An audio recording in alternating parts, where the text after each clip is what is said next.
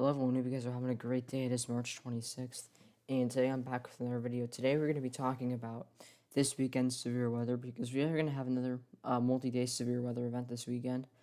This one's not looking as significant as the one we had yesterday, but it looks like we could have pretty widespread severe weather this weekend. Saturday, Sunday are the main days I'm watching, and yes, it's going to be the main focus of today's video. So let's go ahead and get started. So today, this is our day one convective outlook. Let me get my pen pulled up here. Sorry. Takes forever sometimes. Alright, well, today we do have a slight risk in area. Okay, there we go. Yeah, today we have a slight risk in areas in northeastern New York and western and northern Vermont. And marginal risk surrounding that. This is a weird area for a slight and a marginal risk this time of year, that we don't normally see this, especially in the interior northeast. But we do have it. We have kind of a really a damaging wind threat, maybe even a slight tornado threat. The SPC does have a 2%. They did put in a slight risk up there, like I said they would, or thought they would in yesterday's video.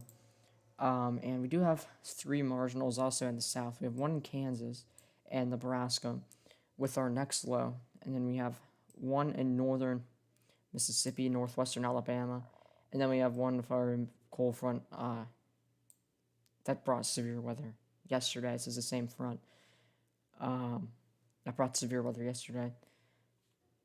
We can see we have a marginal risk across areas of the South Georgia, southeastern Alabama, central South Carolina, and southeastern North Carolina. So yeah, we have 2% tornado risks. We have 1 in Kansas and 1 in the northeast. We have 15% wind in the northeast, and we have 5% hails across the south. Now tomorrow is the day it's going to be interesting. This is for tomorrow, which is Saturday. We have an enhanced risk put in for areas of western Tennessee, northern Mississippi, northwestern Alabama, and eastern Arkansas. We have a slight risk surrounding that goes from around northeastern Texas into Kentucky. And 2 large marginal risks, or 1 large marginal. We have another one. This marginal risk goes from central Illinois down into central Louisiana and southern Mississippi. And we have 1 for eastern North Carolina and northeastern South Carolina. So we do have a 10 sig tornado risk tomorrow, which is significant. 15% wind and a 15 sig hail. So hail, tornadoes are kind of the main threats, but wind is also a good problem, but probably going to be a significant threat tomorrow. And then day 3, which is Sunday, we do have a slight risk for areas of the south, for areas like Atlanta, right there. Areas like Raleigh, it's not right there, sorry, Raleigh's around there. Kind of Columbia, South Carolina, Greenville, Spartanburg, up into almost Washington, D.C. We have that slight risk. And we have a marginal going down into Mississippi and going all the way up into New Jersey. So, pretty big area we're watching tomorrow, or the SPC is watching.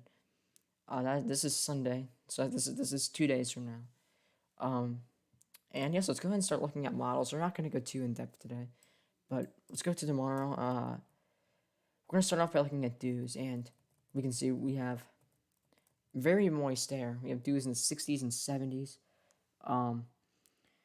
Take some soundness. Let's take one in western Tennessee. Sorry. This is a PDS Taurus sign, but let's not really focus on that. We have pretty significant Cape. A lot of instability. We have a lot of instability. Very moist sounding also. And we have winds veering of height. And a decent looking photograph. Not looking terribly good, but not looking bad at all. Now let's go to composite reflectivity and see what it's forecasting for reflectivity.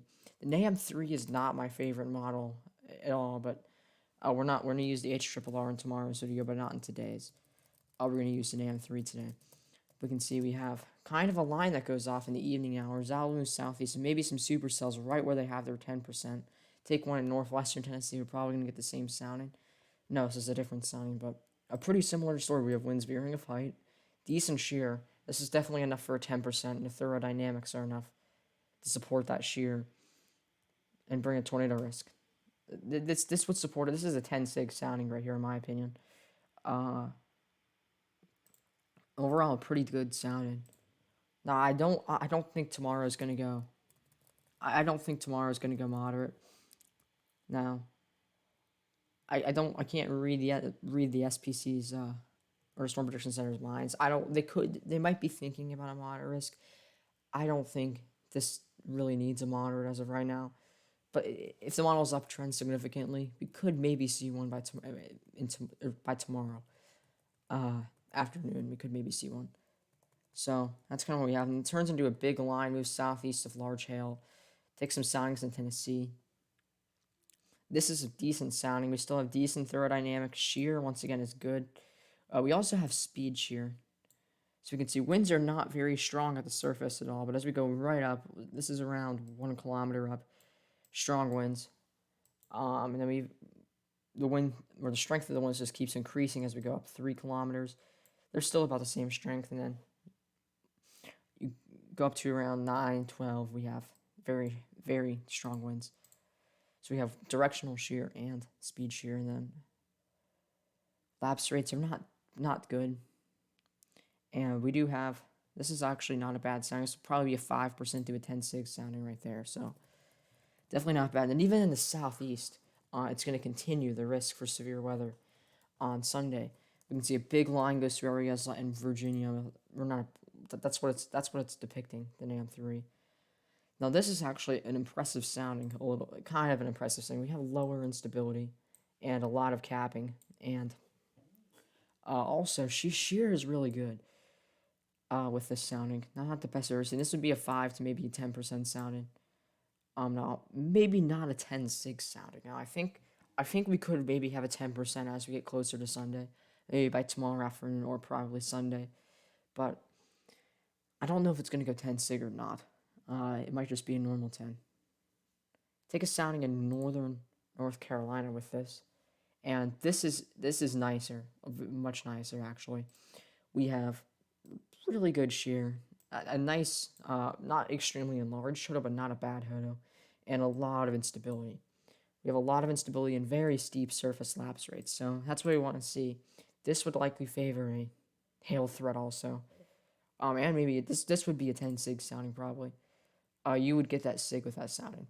And we continue going further down this line that it depicts. We can go in like North Georgia, and about the Covington area, and once again, this is a kind of a bad sounding for tornadoes. We do have steep surface lapse rates. They're not steep, but decent surface lapse rates. But we have not that good shear and pretty limited instability. And also, the hodo doesn't look too good. This would likely be a 2% sounding. And we continue going further down. Let's stick one in Alabama. This one might be contaminated. We can use this one. This would most likely be severe. Not really much of a tornado threat for this. Mainly just a linear, messy storm mode. I'd say the best area for supercells is going to be right here. That is the area I think we could see them maybe an enhanced risk as we get closer to this. If they shift it further north, it'd likely be for wind. But I'd say this area right here, this southern circle, looks the best as of right now for Sunday. But yeah, that's wrap up this video. Hope you guys enjoyed it. Sorry it was kind of quick. But yeah, I will be back tomorrow. But yes, hope you guys have a good rest of your Friday.